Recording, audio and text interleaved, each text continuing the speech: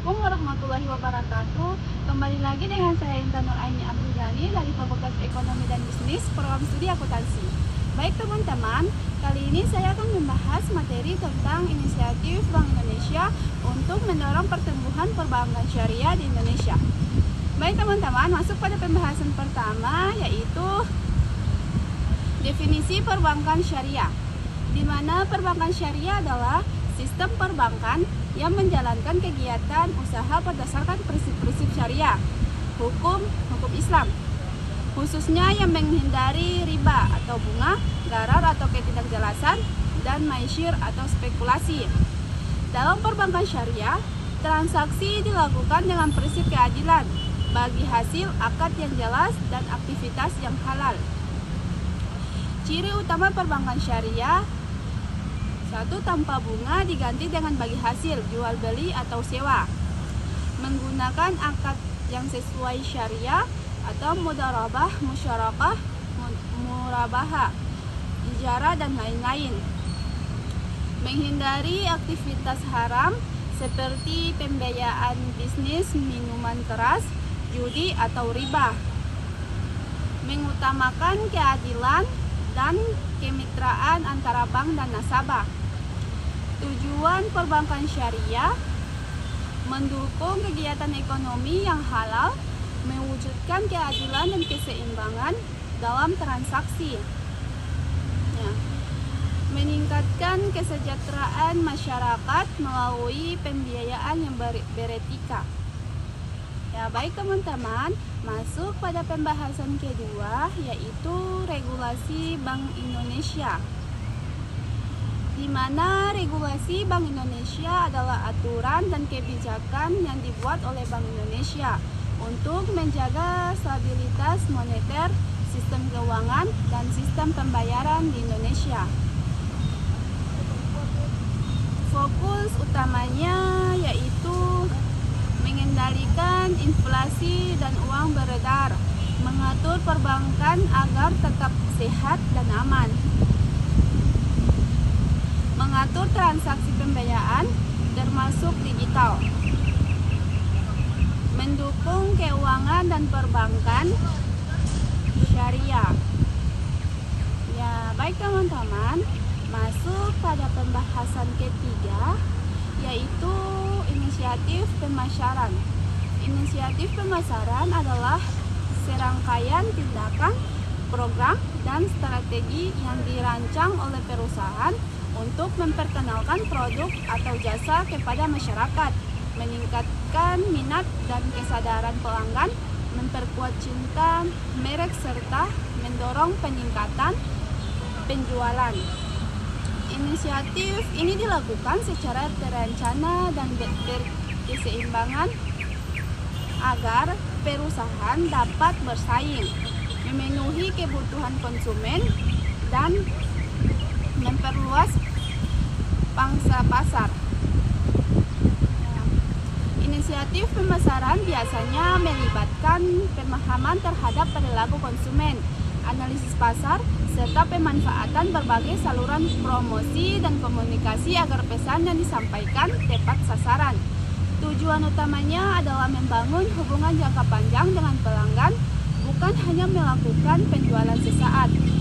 Tujuan inisiatif pemasaran yaitu meningkatkan kesadaran atau awareness, membuat lebih banyak orang mengenal merek, produk, atau layanan perusahaan, menarik konsumen baru, mengembangkan strategi agar masyarakat tertarik mencoba atau membeli produk, membangun loyalitas pelanggan, menjaga hubungan dengan pelanggan agar tetap menggunakan produk dalam jangka panjang,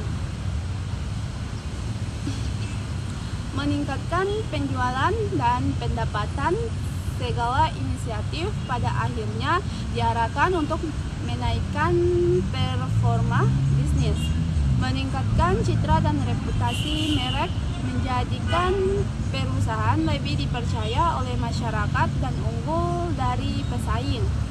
Jenis dan contoh inisiatif pemasaran: 1. Kampanye promosi, di mana peluncuran promosi diskon atau cashback paket bundling atau produk agar lebih menarik, program situasional seperti promo Ramadan atau akhir tahun.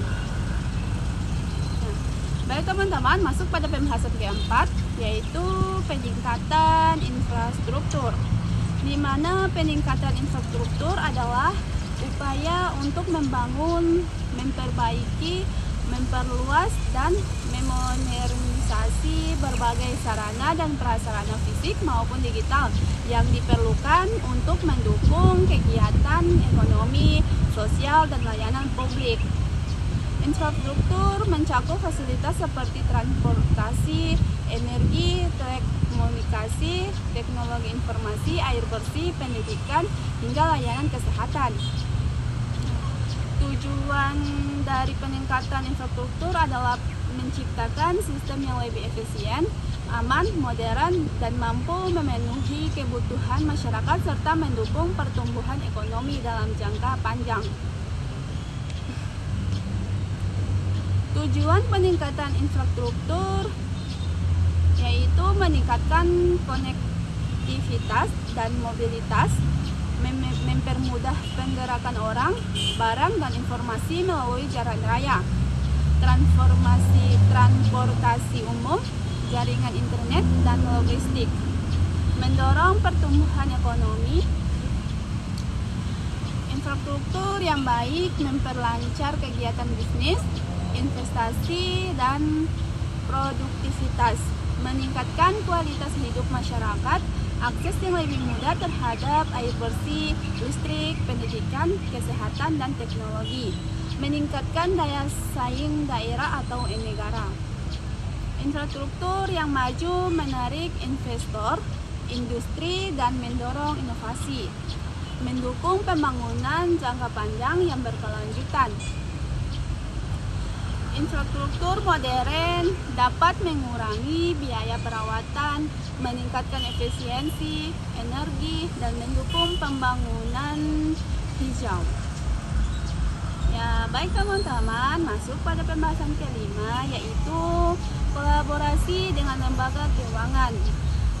Kolaborasi dengan lembaga keuangan adalah kerjasama strategis antara suatu institusi atau seperti pemerintah, perusahaan, bank, fites, atau lembaga internasional dengan berbagai lembaga keuangan untuk memperkuat layanan, memperluas jangkauan produk, program, serta meningkatkan efisiensi dan inovasi dalam kegiatan keuangan. Kolaborasi ini dilakukan untuk memanfaatkan keahlian, sumber daya, teknologi, dan jaringan yang dimiliki masing-masing lembaga sehingga menghasilkan manfaat yang lebih besar bagi masyarakat dan sektor ekonomi. Dalam konteks ekonomi modern, kolaborasi ini sangat penting karena industri keuangan semakin kompleks, digital, dan membutuhkan kerjasama lintas sektor untuk menjaga stabilitas, memperluas akses, serta meningkatkan inklusi keuangan. Tujuan kolaborasi dengan lembaga keuangan yaitu memperluas akses layanan keuangan. Kolaborasi dapat membuka layanan keuangan ke daerah yang belum terjangkau, terutama melalui bank, fintech, atau koperasi. Meningkatkan efisiensi operasional dengan berbagai teknologi, infrastruktur, atau informasi.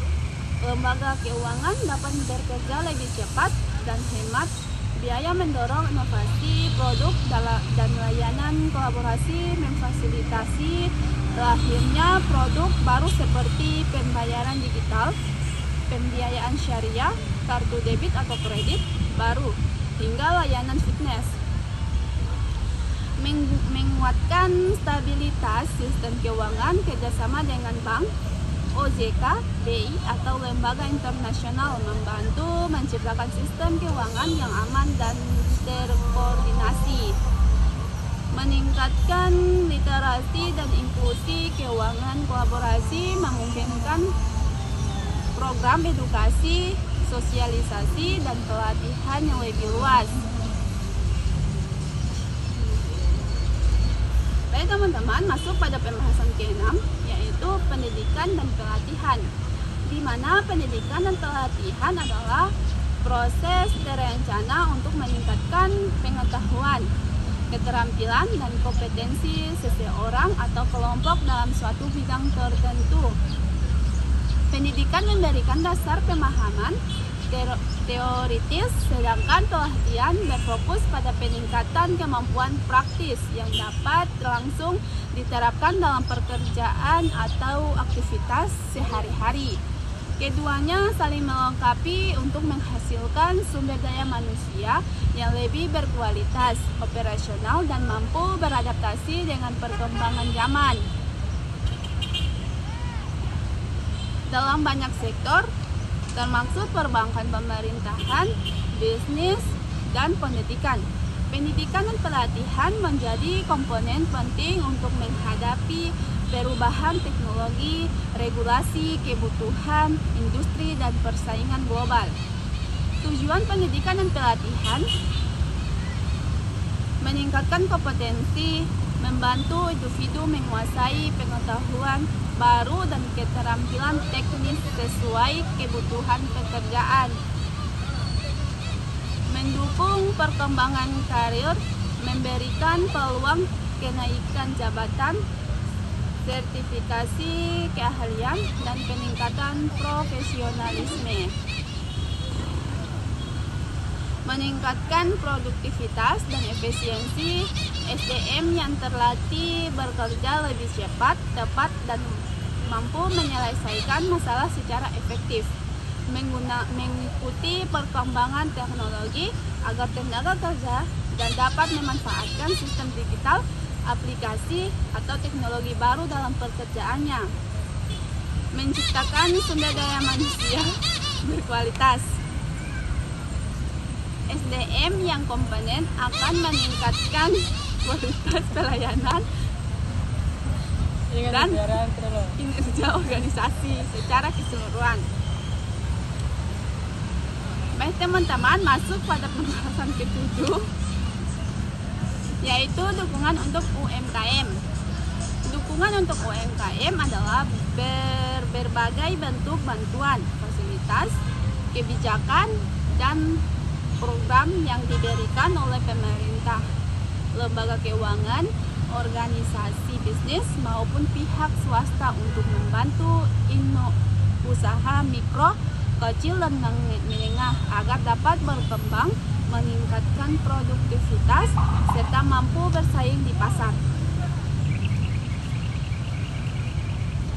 Dukungan ini sangat penting karena UMKM merupakan tulang punggung ekonomi nasional, penyerapan tenaga kerja terbesar, serta penggerakan pertumbuhan ekonomi di berbagai sektor. Dukungan yang diberikan biasanya mencakup aspek perdanaan, pelatihan, pemasaran, teknologi, regulasi, hingga pendampingan usaha agar UMKM dapat tumbuh secara berkelanjutan.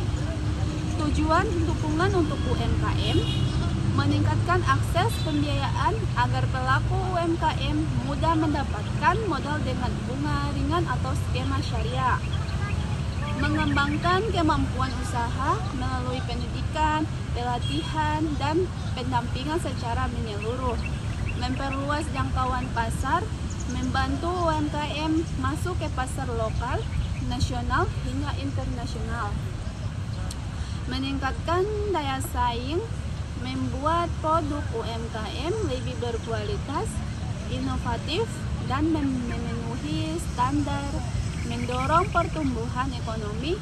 UMKM yang kuat akan menciptakan lapangan kerja dan menstabilitaskan perekonomian.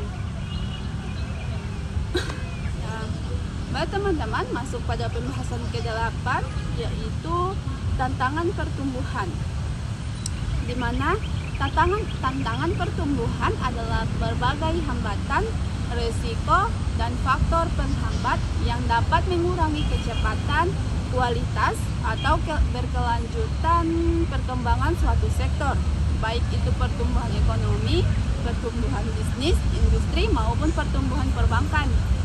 Tantangan ini muncul karena perubahan kondisi ekonomi, keterbatasan sumber daya, persaingan pasar, hingga perkembangan teknologi yang cepat.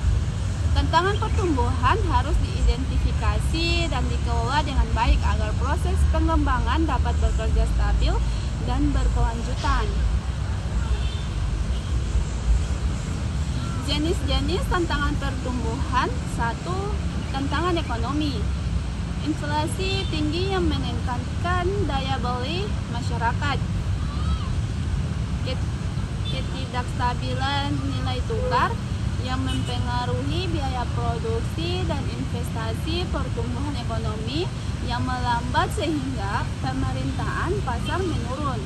2. Tantangan regulasi dan kebijakan.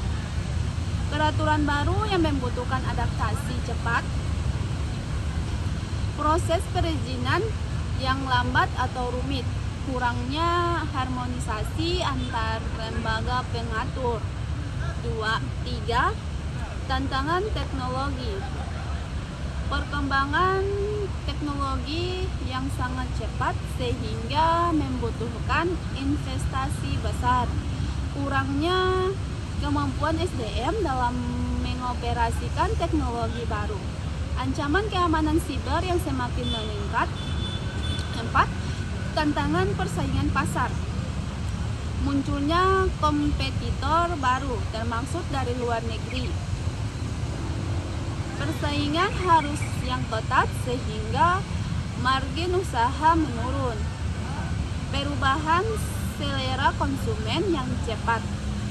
5. Tantangan sumber daya manusia. Keterbatasan tenaga kerja yang berkualitas dan terlatih. Kurangnya pelatihan dan pengembangan internal. Tingginya biaya rekrutmen dan pengembangan SDM. 6. Tantangan pendanaan. Sulitnya memperoleh modal atau pembiayaan. Biasanya biaya operasional yang meningkat sehingga meningkatkan keuntungan. Akses pembiayaan digital yang belum merata. 7. Tantangan infrastruktur. Infrastruktur fisik seperti jalan, logistik, dan listrik yang belum optimal. Infrastruktur digital yang belum merata, terutama di daerah terpencil. Biaya investasi infrastruktur yang tinggi. 8. Tantangan kepercayaan dan literasi. Rendahnya literasi keuangan atau digital di masyarakat. Kurangnya pemahaman tentang produk atau layanan baru. Minimnya kepercayaan publik terhadap lembaga tertentu. Dampak jika tantangan tidak ditangani, pertumbuhan melambat atau stagnan. Meningkatnya biaya operasional dan risiko bisnis. Menurunnya daya saing baik di tingkat nasional maupun global. Peluang inovasi berkurang. Kesejahteraan masyarakat dan stabilitas ekonomi terganggu. Upaya mengatasi tantangan pertumbuhan. Penguatan regulasi dan kebijakan yang lebih adaptif.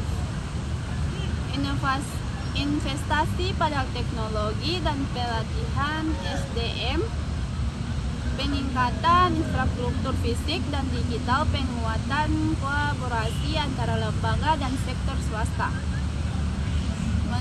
Menciptakan ekosistem usaha yang mendukung inovasi. Definisi perbankan syariah. Perbankan syariah adalah sistem perbankan yang menjalankan kegiatan usaha berdasarkan prinsip-prinsip syariah, hukum Islam, khususnya yang menghindari riba atau bunga, gharar atau ketidakjelasan, dan maisir atau spekulasi. Dalam perbankan syariah, transaksi dilakukan dengan prinsip keadilan bagi hasil akad yang jelas dan aktivitas yang halal. Ciri utama perbankan syariah. tanpa bunga diganti dengan bagi hasil, jual beli atau sewa. Menggunakan akad yang sesuai syariah, mudharabah, musyarakat, murabahah, ijarah, dan lain-lain. Menghindari aktivitas haram seperti pembiayaan bisnis minuman keras, judi, atau riba. Mengutamakan keadilan dan kemitraan antara bank dan nasabah. Tujuan perbankan syariah mendukung kegiatan ekonomi yang halal, mewujudkan keadilan dan keseimbangan dalam transaksi, meningkatkan kesejahteraan masyarakat melalui pembiayaan yang beretika. Regulasi Bank Indonesia. Regulasi Bank Indonesia adalah aturan dan kebijakan yang dibuat oleh Bank Indonesia untuk menjaga stabilitas moneter, sistem keuangan, dan sistem pembayaran di Indonesia. Fokus utamanya yaitu mengendalikan inflasi dan uang beredar, mengatur perbankan agar sehat dan aman, mengatur transaksi pembayaran termasuk digital, mendukung keuangan dan perbankan syariah.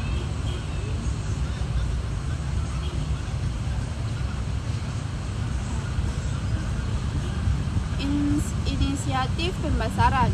Inisiatif pembesaran adalah serangkaian tindakan, program, dan strategi yang dirancang oleh perusahaan untuk memperkenalkan produk atau jasa kepada masyarakat, meningkatkan minat dan kesadaran pelanggan, memperkuat citra merek, serta mendorong peningkatan penjualan. Inisiatif ini dilakukan secara terencana dan berkesinambungan agar perusahaan dapat bersaing, memenuhi kebutuhan konsumen, dan memperluas pangsa pasar.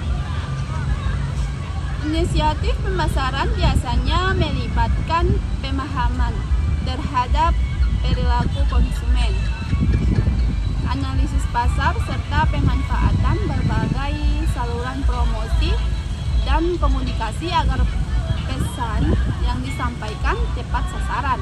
Tujuan utamanya adalah membangun hubungan jangka panjang dengan pelanggan, bukan hanya melakukan penjualan sesaat. Tujuan inisiatif pemasaran meningkatkan kesadaran atau awareness, membuat lebih banyak orang mengenal merek, produk, atau layanan perusahaan, menarik konsumen baru. Mengembangkan strategi agar masyarakat tertarik mencoba atau membeli produk, membangun loyalitas pelanggan, menjaga hubungan dengan pelanggan agar tetap menggunakan produk dalam jangka panjang. Meningkatkan penjualan dan pendapatan. Segala inisiatif pada akhirnya diarahkan untuk menaikkan performa bisnis, meningkatkan citra dan reputasi merek, menjadikan perusahaan lebih dipercaya masyarakat dan unggul dari pesaing. Jenis dan contoh inisiatif pemasaran. 1. Kampanye promosi. Peluncuran promosi diskon atau cashback, paket golden produk agar lebih menarik. Program seasonal seperti promo Ramadan atau akhir tahun. Infrastruktur. Peningkatan infrastruktur.